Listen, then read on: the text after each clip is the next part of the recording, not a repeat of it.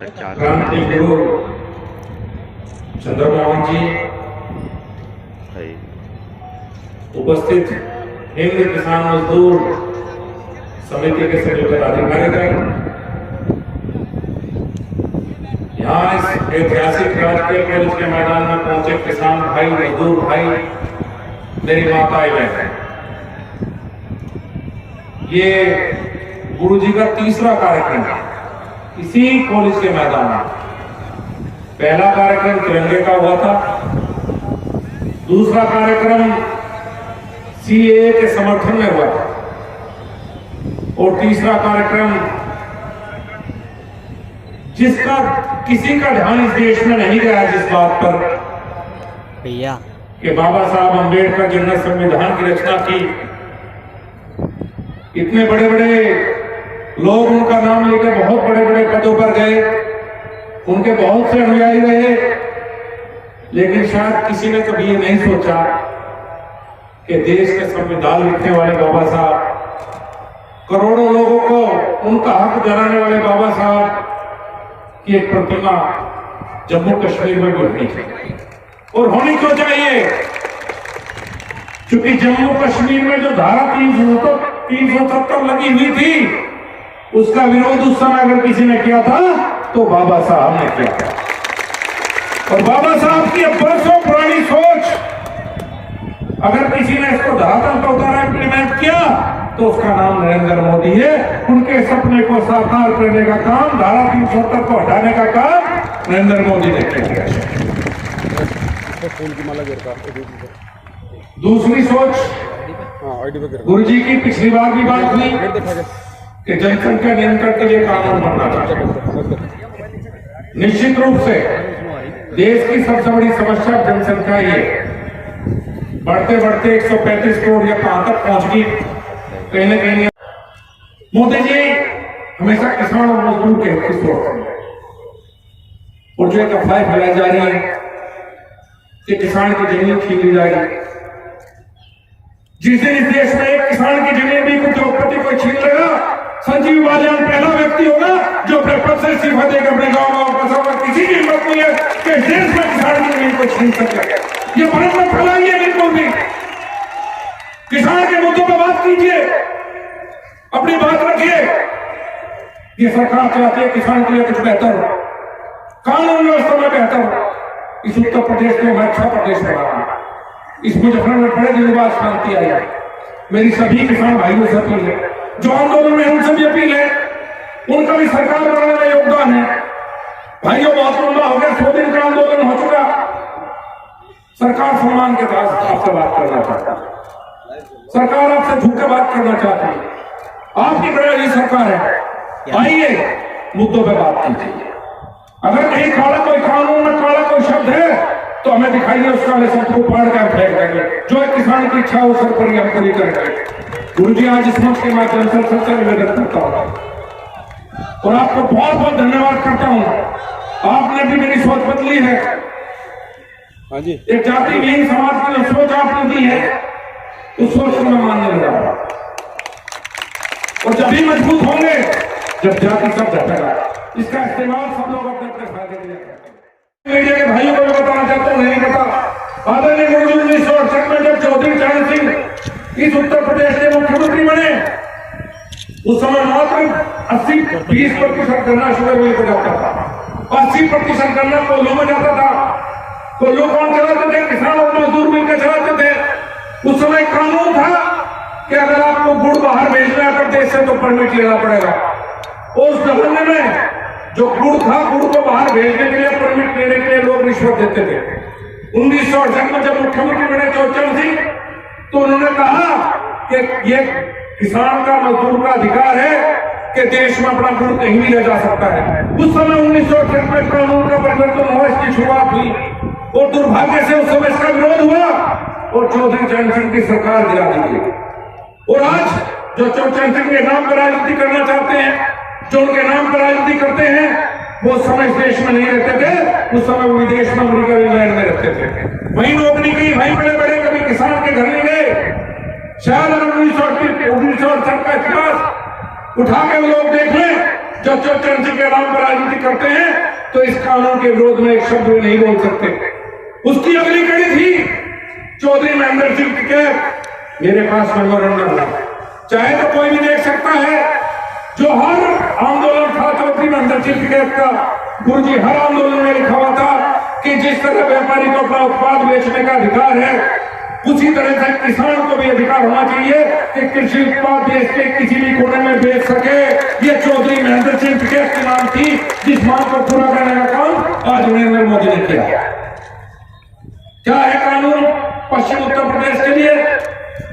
हमारे पास मंडी के नाम पर मंडी है, तो सारा दे दिया थोड़ा सा। 4000 कोल्लू है इस मुजफ्फर जनपद में, और यहाँ बैठे हुए सभी भाई जानते हैं कि कोल्लू कौन चलाता है। कोल्लू गरीब आदमी चलाता है, 5 या 6 लोग इकट्ठा हुए पैसे इकट्ठे करे कोल्लू चला। पहले कानून क्या था कि गांव में से और चलो कोल्लू ट्रैक्टर ट्रॉली लेना गुड़ भर के ट्रक में मुजफ्फर की मंडी में लाओ, 2.5% टैक्स दो। 2.5% टैक्स अगर 1 लाख का गुड़ है तो 2,500 रुपए सरकार की ड्यूटी दो।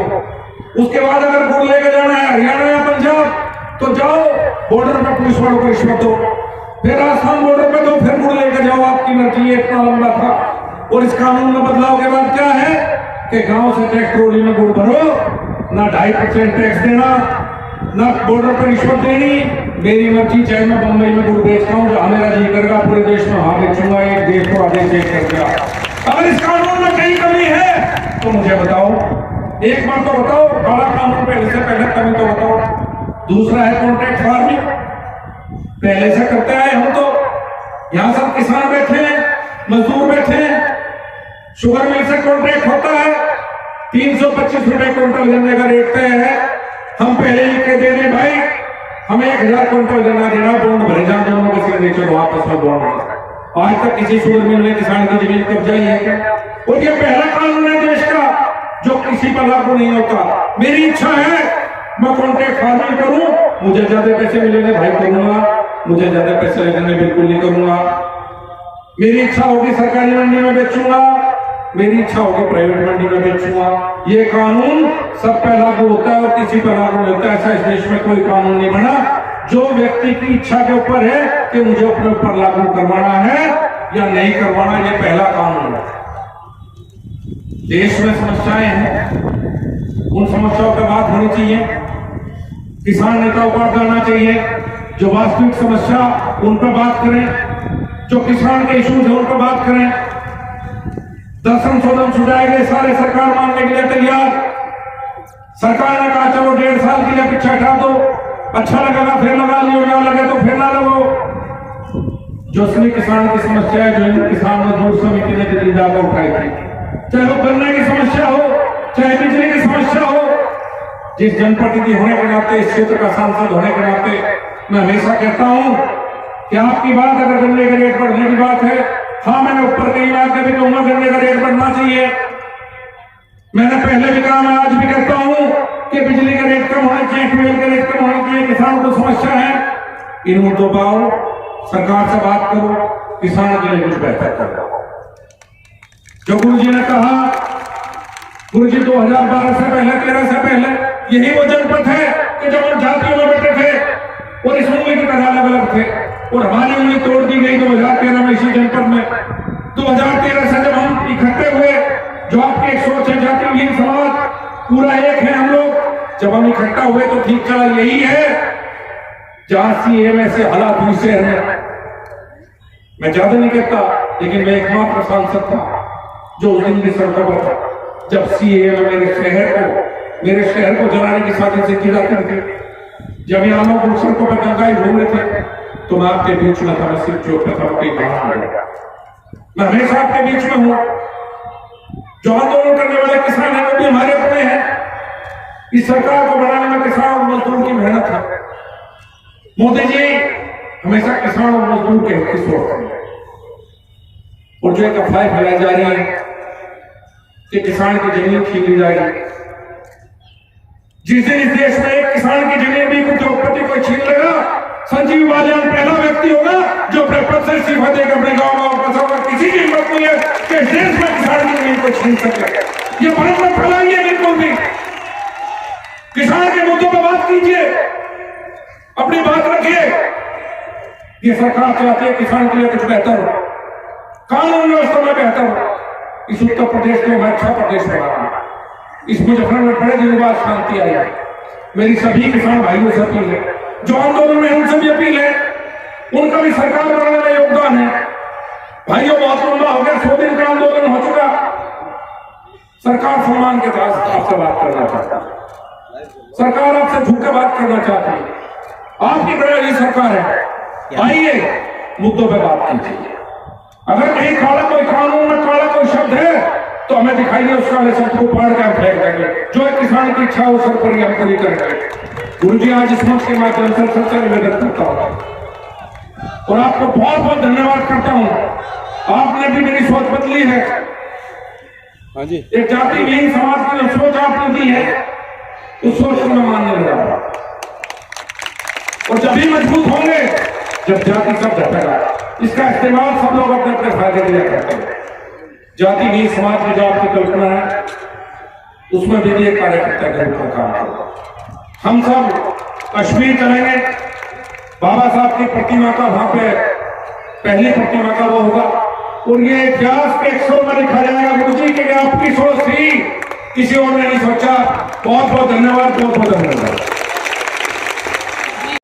इंडिया प्लस न्यूज, सिर्फ वही जो सही।